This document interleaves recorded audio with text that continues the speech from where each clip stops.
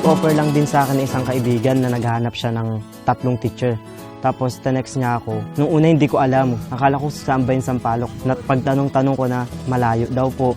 Magbabangka pa, walang signal, walang kuryente. Sabi ko, panibagong experience na naman. Mahirap mag-adjust. Saka nakagis naman na may kuryente, maayos na tubig, maayos na CR, internet. Tapos pagdating dito, wala yun lahat.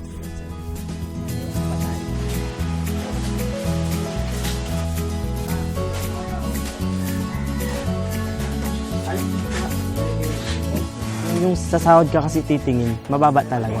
Pero kung sasabihin mong nag-e-enjoy ka sa trabaho mo, parang di mo nakikita na mababa yung sahod ko, ganun.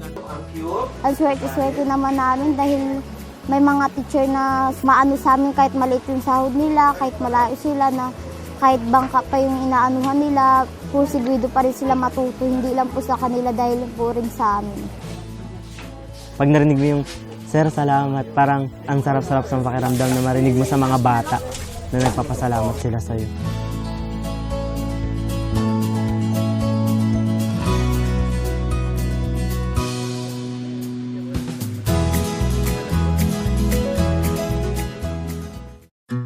Ako nga po pala si Roldan Sirabo Jr., isang guro dito sa Sampaloc.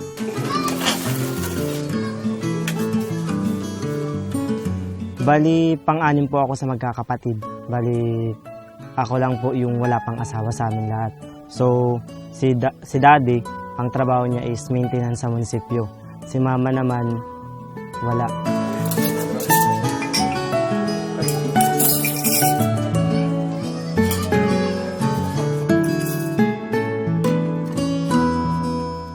Ako yung parang inaasahan nila dun sa bahay. Kasi yung mga kapatid ko, may kanya-kanya ng pamilya. So, ako na lang yung parang inaasahan nila doon na magtaguyod. Parang gusto ko na rin pag-stopin si daddy sa trabaho kasi nagkakasakit na, dala na rin siguro ng edad.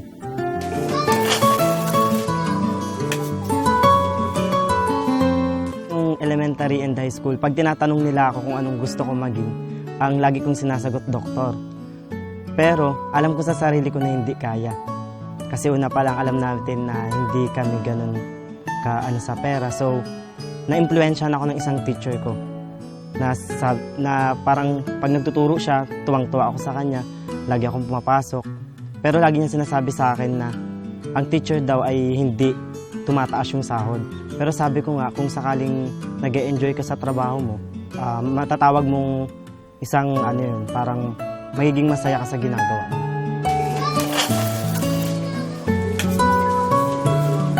Yung una, aral bahay lang mula first year hanggang second year. Then nung third year, nandyan na nagkaroon tayo ng mga grupo, nagkaroon tayo ng mga matatawag natin kaibigan, tunay na kaibigan. So sila rin yung naka-impluwensya sa akin na seryosohin ko yung pag-aaral na dapat tapusin ko. Kasi dumating din sa point na parang ayoko na parang hindi ko na kaya kasi hindi na kayang suportahan. Pero sila yung nagsasabi sa akin na dapat gawin ko, dapat dapat ituloy ko yung nasimulan ko na. Kasi mahirap daw po na pag nag-stop ka, tapos hindi ko na daw sila kasama, wala nang tutulong sa akin.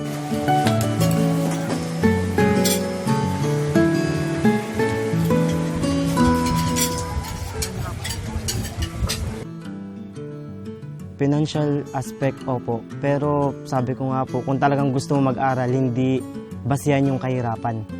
Yun po, kung gusto mo maabot yung, hindi naman natin pag sinabi namang mahirap, hindi yun dahilan para hindi mo makamit yung gusto mo maging. Kung kailangan tiyaga lang po. Hindi mo na 360. So ano po particular yung mga challenge nyo ng college year? At tulad po nung sa thesis, alam natin pag gumagawa tayo ng thesis, yung mga pagpaprint, masyadong magastos, ganun, pagpapabookbind, minsan pag mali pa, edit ulit, ipapacheck mo ulit, papaprint po ulit, another na set na naman ng pagpapacheck. Yun po, parang dun po nagiging magastos.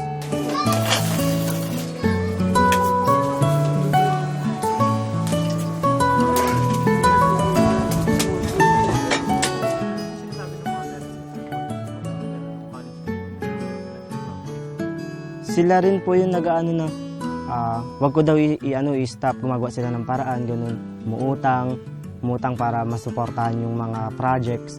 Or minsan, si mama gumagawa ng paraan, naglalabandera, ganun po. Ganun yung ginagawa niya.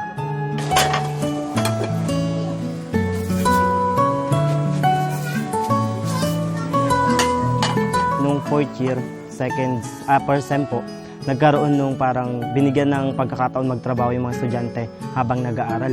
So nung napil kong nakakawak ako ng pera, parang sabi ko ayoko nang pumasok. Parang mas maganda yung nakapagbigay ako ng pera sa magulang ko. Pero naisip ko na mas may maganda pa ako mapupuntahan kung sakaling tatapusin ko yung pag-aaral.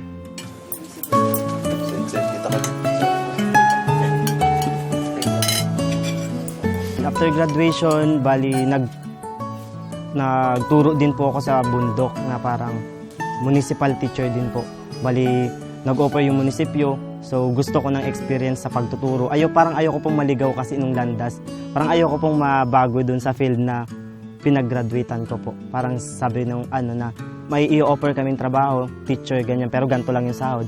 Pero sabi ko hindi naman basehan yung sahod. Yung kailangan ko experience po para makapagturo, ganun. Ayun, nagturo ako nung elementary. Nagulat ako kasi high school teacher ako, tapos nagulat ako na elementary yung pinahawak and grade 3 pa. So malaking adjustment kung paano ako makikisama sa mga bata. Kasi nung nag-practicum, bali ang pakikisama ko sa mga bata is parang mga kaibigan po. Pero pagdating dun sa mga bata, hindi mo pwede silang gawing kaibigan, parang kapatid po. Hindi mo sila pwedeng yung laro-laruin. Magkano po ang kinikita niyo po nun, sir? Nung sa bundok po, 160 a day. Tapos nagta-tricycle pa po. Pero sabi ko hindi naman basehan yung sahod. Kasi nag-enjoy naman po ako kasama yung mga teacher doon. Bali, parang natawag ko na rin silang kaibigan, pamilya. Parang nag-enjoy na rin po ako nung nagtuturo po ako doon. Hindi na naging basehan yung sahod. Sapat naman po ba yun sa pangangailangan? Hindi po. Bali, pag sumasahod, wala natitira, parang ganun. Parang dumadaan lang sa palad mo yung minsan 1,600, 2,000, ganun. Yun po yung sahod namin dati. Nagkaroon ako ng nung nag-experience, tapos nag-take ako ng license. Nakapasa po kaagad nung pagka-graduate. Then, nag-apply, nagparang po kami. Tapos, hindi pinalad na matawagan. So, nag-apply ako sa shipbuilding company po dito sa Subic din.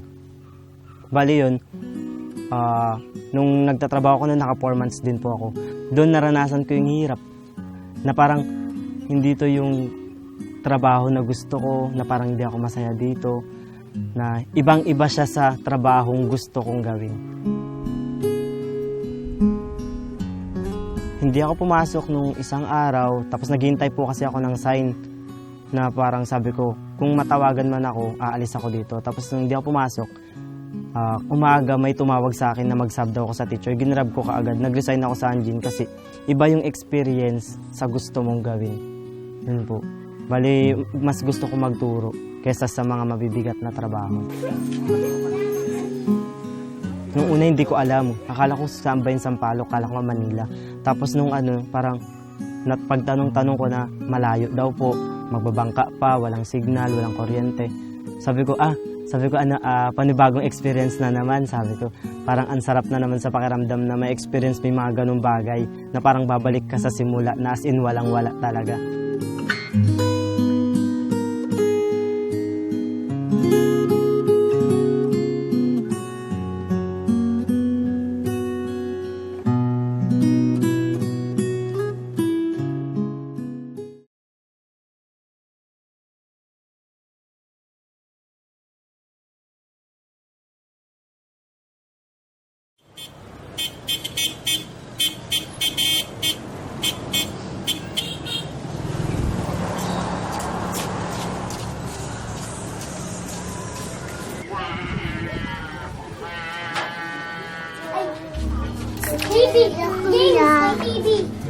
Ginti. Ano ba lang kaya? Tak, tara.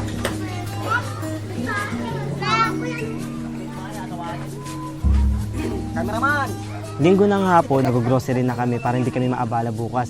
Para pagdating ng umaga, yung mga gulay na lang po na madadaanan sa papuntang bangka, doon na lang po kami bibili.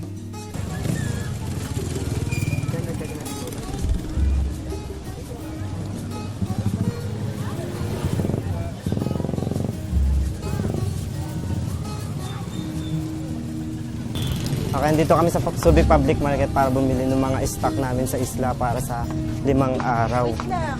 Papunta na po tayo dun sa bibilihan namin. Kasama ko si Sir Arnel para may katulong po ako sa pagbuhat at pagbili ng mga gagamitin po namin.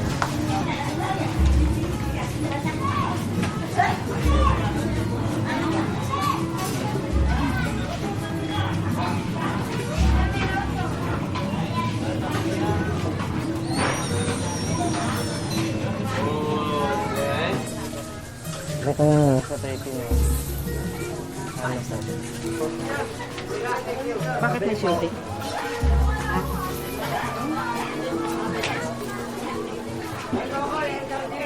Ito po.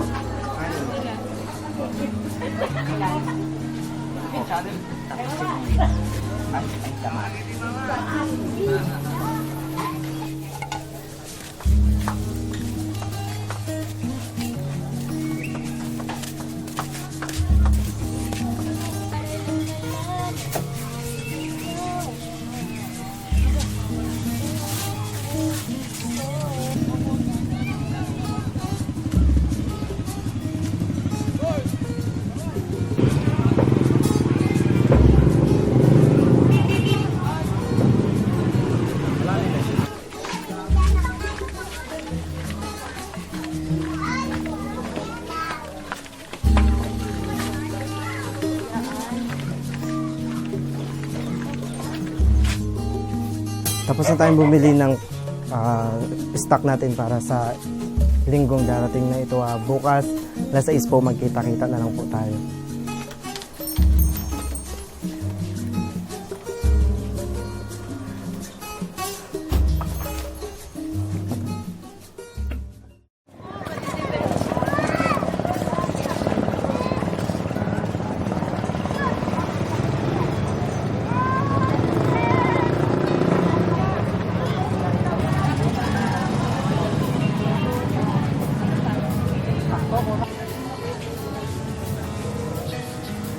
Kaliwan po po.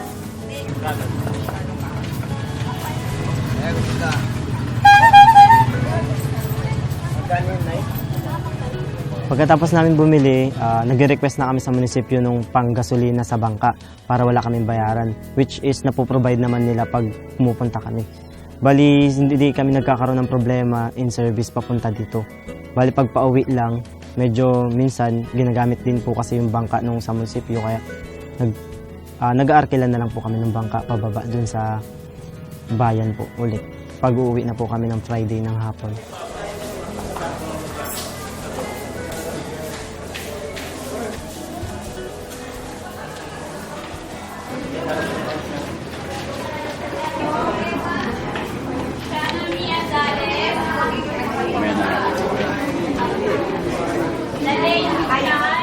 Pipo, Kalapagpungan. Madam. Madam.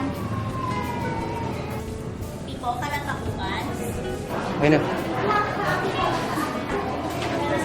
Permit po. Buhos po. Parang ito po yung PO, yung para sa service po. Yung Para libre na po. Permado na po. Opo.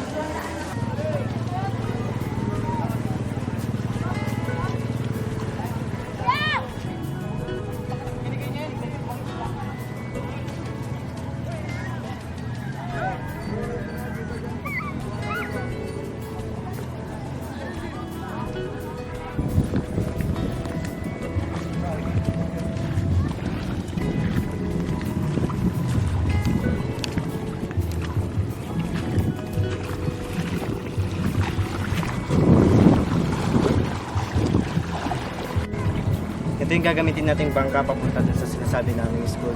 Mahigit kulang-kulang 2 oras yung biyahe papunta doon.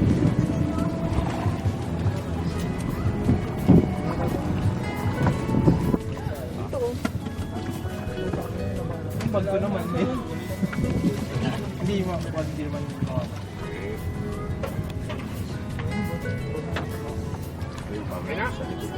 Balik mula sa bulungan, yung sa parang pantalan, mula doon mahigit 2 oras po yung biyahe.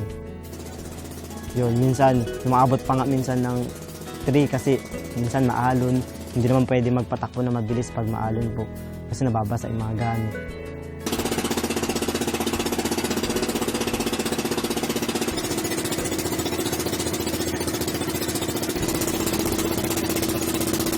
Minsan hindi namin alam, meron palang bagyo, ganun po. O may habagat na minsan nakakatakot. Pero parang part siya ng experience namin na pag di mo na-experience yung mga ganung bagay, parang hindi ka kompleto.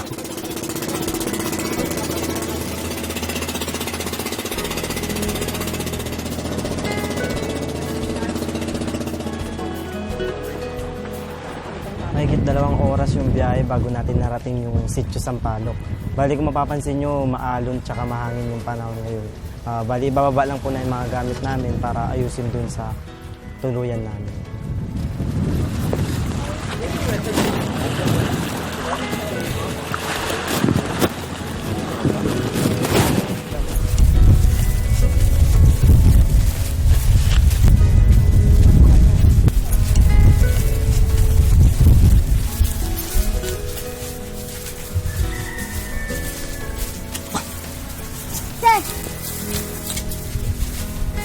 Yun muna. Oo. Yung yellow kayo kasi baka masisigan. Mamagawa mapisak yun.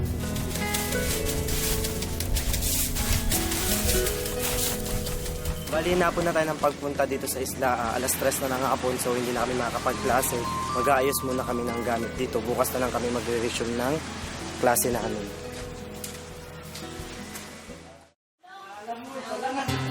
Kala ko wala dito, kala ko isa na.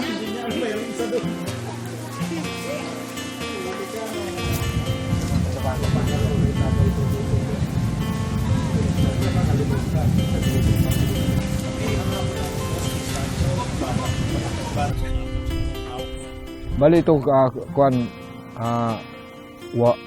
mahigit 50 kaming pamilya dito sa lugar, sa baba. Pero sa taas, ang mga katutubo, may 30 pamilya.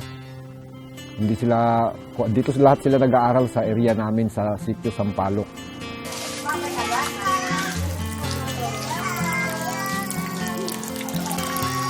Ang unahing hanap buhay dito sa amin yung pangingisda. Pag-uuling, hindi mapaglilihim yan dahil yan talaga yung hanap buhay nila dito. Bukod doon, wala na kaming ibang hanap buhay kundi yan dahil na makalayo sa bayan.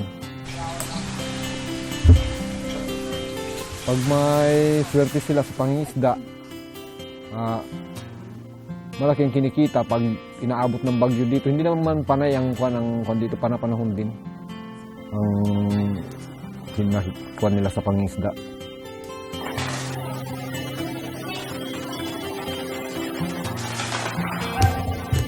Kamusta naman po yung pamumuhay niyo po dito sa loob ng 8 taon? Masaya, malungkot. Pagdating ng tag-araw, masaya. Pagdating ng tag-ulan, malungkot dahil minsan ako nasubukan ko 1 linggo dito, panay lugaw lang kinain kasi dahil sa bagyo. Hindi kami makakuan sa labas. Dito kayo. Dahil, kumbaga, malalaki ang alon, hindi kami makalabas, maliliit yung mga bangka namin. Kaya nasusubukan din ng mga bata dito kung paano yung kuan. Minsan nga, kaya nga hindi dumarami ang tao dito dahil pag nagkasakit, lalo na kung may bagyo, ayun, namamatay na lang, ganyan. Pag sinuwerte, nakakalusot. Nangyari na po ito. Oo, nangyari na dito sa amin. Sa lugar namin, malaria, kung ano, pati kano nga minsan na nahimpil dito. Naabutan ng sakit.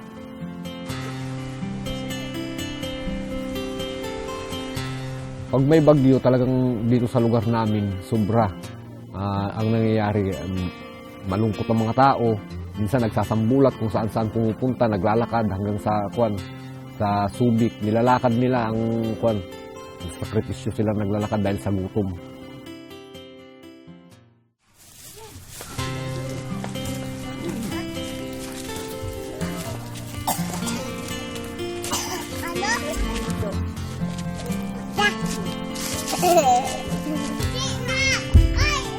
Yung eskwelahan niyo po dito, sir, paano po nagsimula yan? Bali, nung tinanong ko yung nag-meeting kami dito sa community kung ano yung dapat gawin, sinubukan namin na humingi ng tulong kay Mayor Kunghon. Dito sa amin, pati Humingi ng tulong para mabigyan ng eskwelahan. Itong bahay ko kako, ipapahiram ko para maging eskwelahan ng mga bata.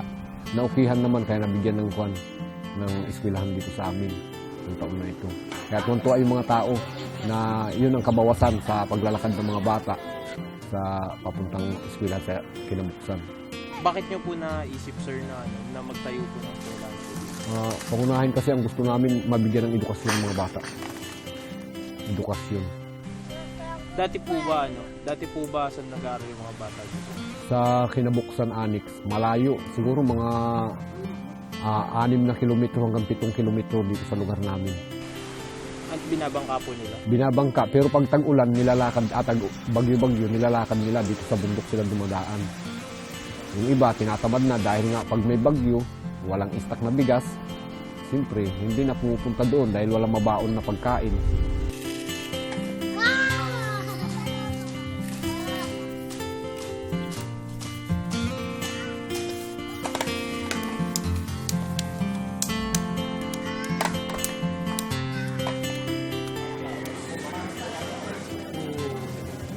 Pag hindi nakapag-aral ang mga bata, parang sa akin lang ha, parang wala silang mahusay na trabaho. Kaya ang kalimitan pag wala kang tinapos, hanggang doon ka lang magtiktik ng kalawang. Kaya para na hindi at nagiging atrasado din yung mga bata. Dahil sa layo na namin sa Kabiasnan, nagiging atrasado sila. Lalong-lalo na ang katutubo. Gusto kong mabago ang kanila kultura.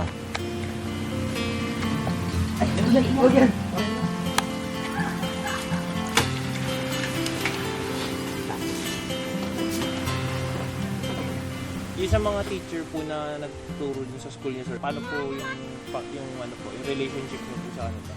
Pinagkaisahan din namin na tulong-tulong kami na para mabigyan sila ng bahay para ma-permis dito yung mga teacher. Tulong-tulong kami, pinagkaisahan yan na magtayo ng kubo. Tapos may itong kaunting nililinisan namin na malit na bahagi ng kwan dito sa tabing dagat. Minsan may nagbe-beach. Naiipon namin yan na yan, kaya nagkaroon ng year. Kulang pa nga, 2 pa nga Kulang pa. Yan. Tapos yung mga indigenous material, tulong-tulong yung mga kasama namin dito para mabigyan sila ng bahay. Ano pong masasabi niyo po sa kanila, sir? Naunawaan namin yun kung minsan nalilit sila dito dahil sa layo. Siyempre, sa kagustuhan din namin matuto yung mga bata. Minsan nga, pag Lunes, tanghali, nandito sila kasi 2 oras yung biyahe Inuunawa na rin namin yun para mabigyan ng edukasyon yung mga bata. Ano pong pakiramdam niyo nung unang dumating po sila dito? Tuwan-tuwa. Tuwan-tuwa talaga. Lahat kami, tuwan-tuwa. Nung napunta na sila dito. Kala nga nung mga kasama namin dito, hindi kakayanin na kami bigyan ng kwan dito ng eskwelahan. Yung mga teacher. Kaya nung nabigyan kami ng mga teacher dito, tsaka magtuturo sa eskwelahan, yun, natuwa na yung mga tao. Dun sa mga teacher naman po, ano pong masasabi? Mababait sila, masisipag. Kahit nga minsan pagdating ng mga teacher, kahit hindi na kumakain, tuloy na sa eskwelahan. Gusto rin nilang, kumbaga, yun talagang nagkakaisa rin. Ang mga teacher, gusto din talaga nila makatuto yung mga bata. Kaya pagdating nila dito, minsan din na sila nag-arusal, tuloy na doon pag maaga silang dumarating. Hello! Wala! Wala! Bakit pala yung papa?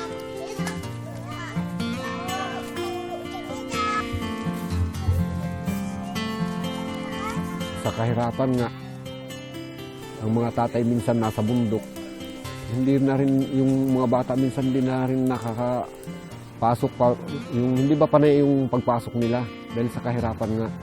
Pero minsan, tinutulungan ko na rin sila. Yung iba nga, nasa ibang bundok. Dito ko na pinapatulog.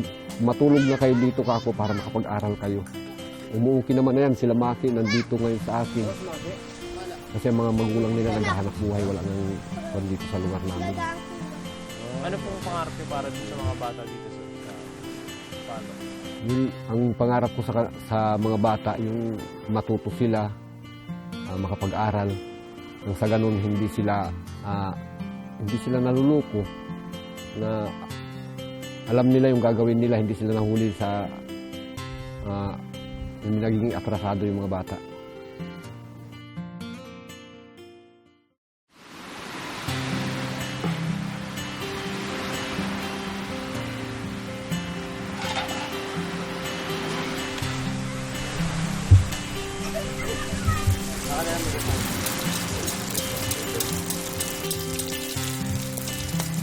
Good morning, ngayon ay 5:30 na ng umaga. Nagluluto na kami ng almusal namin at mamayang 7:15 dapat nasa school na kami para magturo.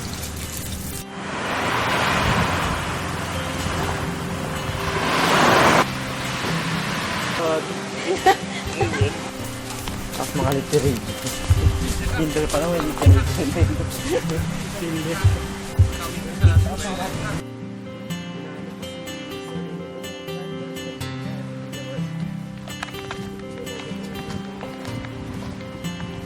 Yung routine naman po yung mga klase. Bali yung klase, tinatawag namin siyang multi-grade. Magkakasama lahat yung kinder at saka grade 1, grade 2, grade 3, 4, 5, 6, 7, 8, 9. Bali ako yung humawak ng 7, 8, 9 kasi high school po. Ako yung humawak sa kanila. Bali yung mga estudyante namin, halo. May Bisaya, may Kulot, may Tagalog. Ganun po. Bali yung iba kasi nag-transfer pa galing sa mga iba-ibang school. Right? And then, pag nakuha natin yung product sukat, no? Ano gagawin natin sa product? Okay. Alam natin yung iba kasi mahina sa pagbabasa. Yun po yung ginagawa namin, pabasa, sa reading comprehension, yan po, sa pagbabasa. Kung pag nagtanong kami ng English, masasagot din ba nila ng English. Sa pagbibilang mula plus hanggang division, yun po yung ginagawa namin. Tapos, sa pagsusulat, kasi may mga bata na tamad magsulat, na hindi nila kaya, ganun po, tinututukan po namin siya sa pagsusulat. Ibig sabihin nito, S squared subject times yung subject of the sentence. Ito yung formula. Ano? Okay, magkakapareho. Ano sila? Yung size nila. Noun. Estudyante po. Yung mga estudyante, bali mga estudyante, okay naman sila pakisamahan. Isang utos mo lang ginagawa naman nila. Kasi, di ba, kahit gano'n po ang turo natin, kailangan nag-persevere din po yung bata. Nakikita niyo naman po yun sa kanila. Opo, kasi nung una po talaga, lalo na po yung mga kinder, bali 0 po talaga. Pero nung napansin namin, nagkaroon ng progress. Yung iba marunong na bakada, ganun. Iba marunong magsulat, iba marunong ng number, ganun po. Kaya na nila. So, nung una, nahihirapan sila. Yung iba ayaw, ganun, umiiyak. Pero habang nagtagal, nasanay din siguro sila na may nagtuturo sa kanila. Kaya natuturo na rin po sila. Ano po nang pinili sa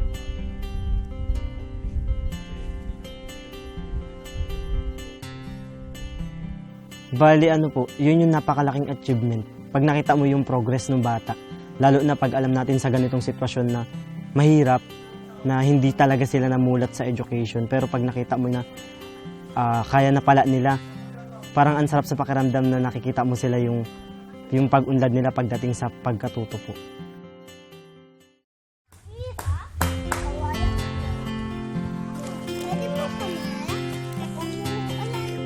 Ako po si Joanna D. Ignal, 14 years old, estudyante ng Sitio Sampalo, Kawag Subic, Zambales. 6 po kami magkakapatid. Pangalawa po ako, nag-inis sa dagat. Minsan po pumunta sa mga buli-buli, nagbabarter para po may sa Subic, pangluwas, pambili po ng bigas. Minsan po nawawalan kami ng bigas, kape, asukal. Si Joanna, masayahing bata. Bali, ano siya, parang may kita mo sa kanya, ang gaang lang ng buhay, ganun. Napakasimple, parang hindi mo kailangan ng kung ano-ano. Si Joanna, bali, estudyante ko siya, grade 7. Minsan hindi siya nakakapasok kasi nga daw kailangan niya magtrabaho. Ganun. May mga estudyante rin kaming hindi nakakapasok kasi nagtatrabaho. Ang ginagawa namin sa mga ganun, lalo na pag alam naman namin medyo magagaling, nagbibigay kami ng special na activities.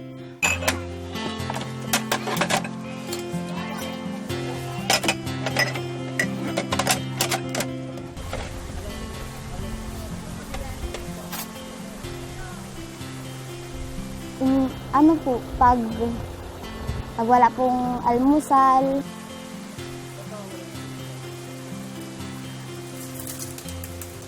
siyempre po, kasi po minsan po nagungulang po nga yung budget. Wala po, pag yung mga kapatid ko na lang po yung pinapaano po, kape o kaya kanin, kung may natira pong kanin. Kasi po hindi naman po ako nagre-recess. Ay, nag-iipon lang po para pag wala na pong pambigay magulang sa akin, meron pa po kung natitirang pang po. Sabi ko, bakit puro ganito na lang, wala kaming mga makain, parang gusto ko na pong mamatay, ganyan po sa mga kaibigan ko.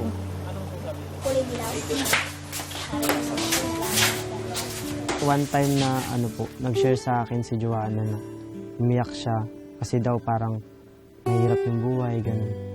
Na sabi niya, sir, minsan di ako nakakapasok kasi ganyan-ganyan. Tapos sinabi niya na minsan hindi sila kumakain, ganun. Hindi daw, wala daw trabaho yung magulang niya. Kailangan niyang siya yung magtrabaho, ganun po.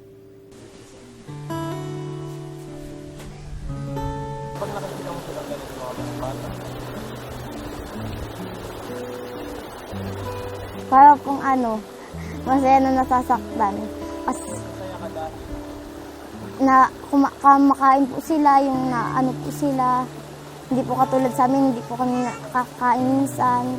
Sila yung nauna.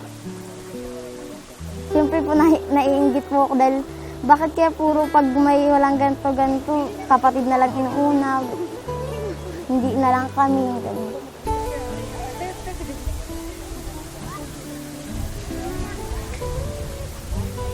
Kaya po sinasabi ko, hindi po ko agad mag-aasawa ng maaga para hindi ganito yung inahatnot ng buhay ko.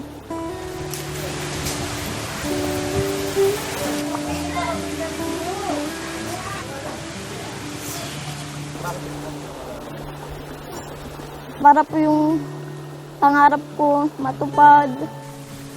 Para po yung pangarap nila pangarap nila sa akin natupad ko rin po. Gusto ko po sama-sama po kami magpapamilya, matayuan po sila ng bahay. Sino yung hindi napasa? Basta sabi lang namin sa kanya, huwag niyang kalimutan mag-aaral. Bali, pagpatuloy niya lang kung ano yung nasimulan nila. Yun po laging sinasabi namin kasi mahirap po yung taong hindi nakapag-aral. Pumasok lang kayo kahit sabi namin na kahit sabihin natin 3 times a day, 3 times a week lang kayo pumasok. Basta magbibigay na lang kami ng special activities. Kasi parang ayaw namin hadlangan kung ano yung mas uunahin pa ba nila yung utak kesa sa tiyan. Yun po yung parang nakikita namin problema nila. Class 1, effort, number down to 1. Ang swerte-swerte naman namin dahil may mga teacher na maano sa amin kahit maliit yung sahod nila, kahit malayo sila na kahit bangka pa yung inaanuhan nila, sigurado pa rin sila matuto, hindi lang po sa kanila dahil po rin sa amin. Ayaw na po namin palisin sila kasi po mababait nga.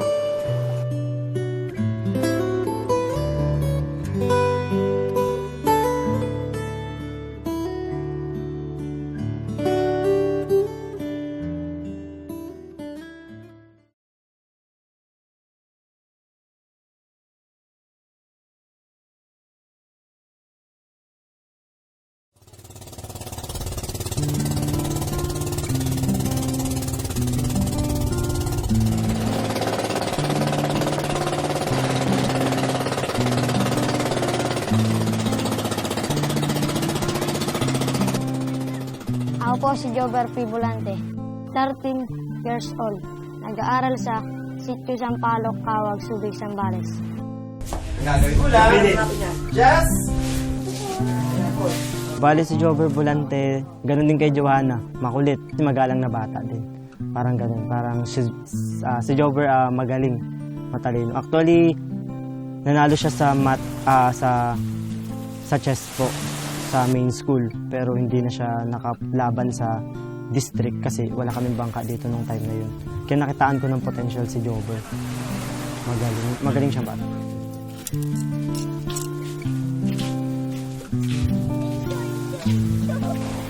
Si Jover, masunurin naman siya.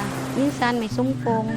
Pero pag yung sabi ko, dapat sundin niyo yung mga tinuturo sa inyong kabutihan. Basta yung mga bilin ko sa kanila, pag sila aalis, kayo, huwag kayong mag-ano sa school. Basta pagpasok, pasok. Pag-resist, resist yun.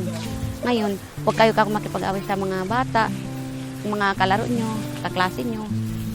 Pag kailangan ng umuwi, umuwi.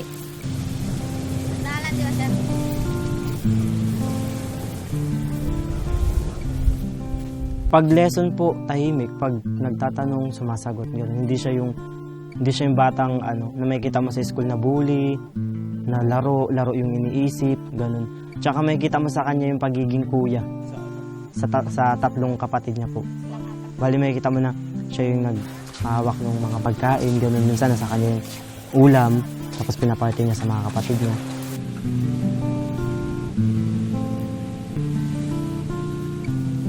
Pag pumapasok ka, anong baon? Bigas po, plus ulam. Dito po ako nakikisahin kila, no? Gano'n ka namin sa dala? 2 gatang po. Tapos ulam niyo, Sardinas. isang lata. Opo. Tapos kasya na sa inyo yung magkakapatid. Opo.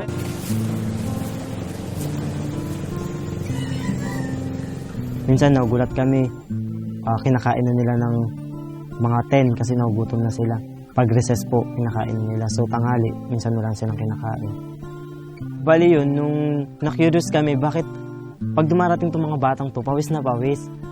Tapos parang sabi namin, ano kayang meron sa lugar o sa bahay nila? Then sinubukan namin umakyat sa bundok. Bali nakapunta kami sa kanila, 2.5 hours. Masukal na daan, matarik, sabi namin, ito pala yung nilalakad ng mga bata. Kaya parang naano kami na magturo ng mabuti kasi nakikita namin na yung kasipagan ng mga bata na parang sayang naman kung masipag sila tapos kami yung magiging tamad. Yun po. Kaya ginawa namin, pumunta kami doon, inalam namin na ganun pala kalayo. Tapos yung both parents nila nagtatrabaho lang. Minsan nakikibuhat-buhat ng mga uling. Ganun po.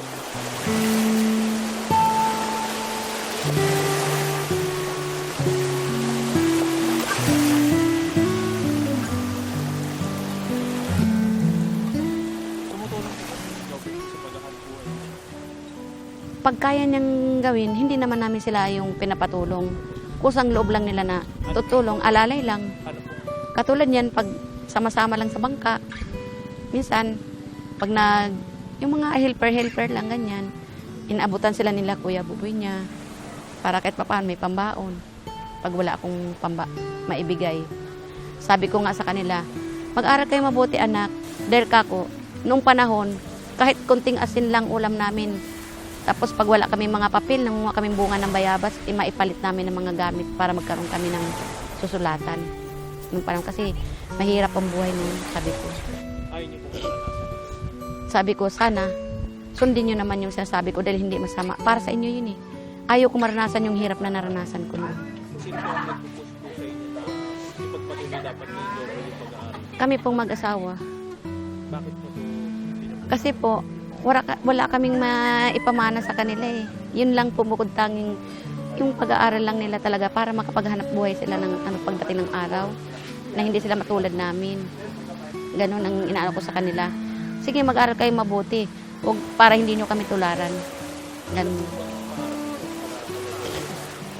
Ang pangarap ko sa kanya, basta yung pangarap niya rin matupad yung mahilig siya kasi magsasali-sali sa mga athlete, yung mga palarong pangbansa, ganun. Nanalo nga siya ng gold medal sa yung palarong chess ba. Yun. Nanalo po siya nakaraang taon. First child, yung naging siya po ang nanalo sa lahat. Saka yung isang anak ko.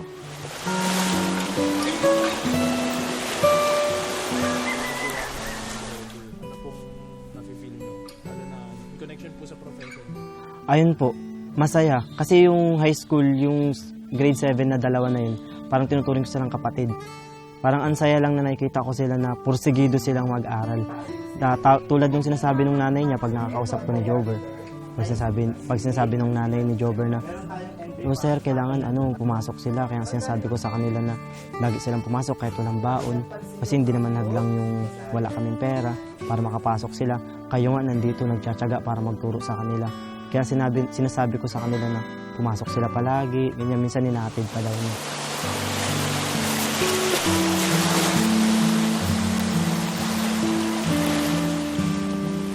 Dumating na po ba ma'am yung point na makakano na rin sila Jobber sa amin? Minsan po, Ano po sinasabi? ang sabi na, kesyo masakit yung balikat nila, likod, paa, binti, nilalagnat. Sinasabi niyo pag may Jobber, makikita niyo po pinakailangan sila. Sabi ko, kahit ano mangyari, wag kayong aano sa pag-aaral dahil talagang walang ibang yun lang talaga ang pagsikapan nyo. Yun sabi ko sa mga anak ko. Dahil paano kung pagdating ng araw, wala kayong pinag-aralan, ano mangyayari sa inyo pag wala na kami? Di ba po, sabi ko, sana makapagtapos lang si Jobber. Matalino po siya eh. Kahit sa mga anak ko, may matatalino din talaga kahit yung naging panganay ko sana. Hindi lang siya nakagraduate eh. Ba't po pala hindi nagpatuloy na pag-aaral yung mga mas matatanda kay Jobber? Ayaw ko sa kanila. Ayaw nila eh. Kaya po, hindi ko na pinilit kasi Decision po nila yun. Kasi po, kung pinipilit ko po talaga, nakapa-enroll talaga. Kaso lang po, hindi sila pumapasok. Kaya, inano ko na, wag na lang, baka magluko lang. Pero nagtitiwala po kayo na sila Jobber sa mga mas bata po tayo magpatuloy. Opo, nagtiwala ako sa mga anak ko. At saka nagtiwala ako kay Jobber na malayo mararating niya. Pagdating ng araw.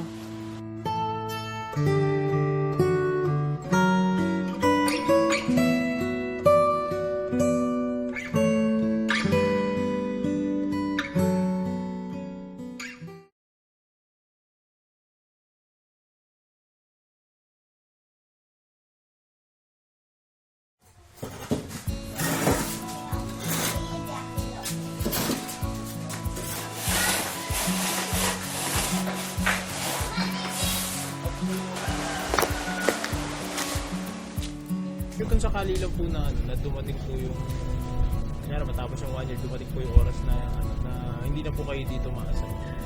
Ano pong mag-feel niyo? Ayun po, baling nung December nga po na bakasyon, medyo malungkot na kasi hindi ko sila nakikita. Parang nahanap ko yung na-miss ko tulad si Tatay Tom. Malungkot po. Malungkot kasi parang nakasanayan mo na yung mga tao na araw-araw ganun yung sistema. Kasama mo sila, tapos minsan nga niloloko namin sila na isang taon na lang kami dito. Tapos nakikita mo na malungkot sila. Bakit aalis pa kayo? Ganyan, di ba pwedeng kayo na lang? Sabi nga namin, kung may magagawa lang kami, na dito kami permanent, okay lang sa amin, kukunin namin. Kaso hindi natin hawak yung desisyon ng sa baba, ganun, sa division. Kaya hindi natin masasabing dito kami as permanent. Magsulat ka na pala. Magsulat ka na. Magsulat.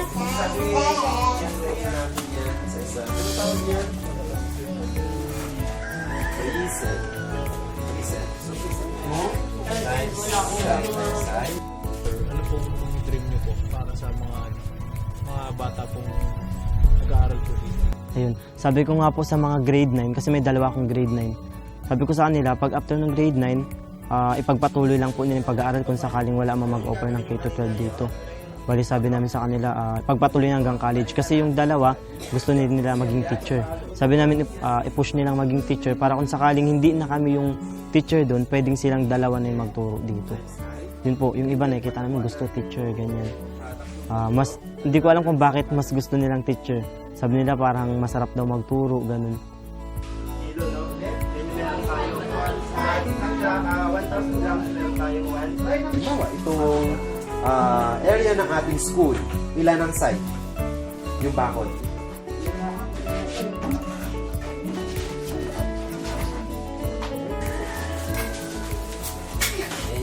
mag-aral lang po na mabuti. Kung sakaling hindi na kami yung magiging teacher dito, wag po silang tamarin.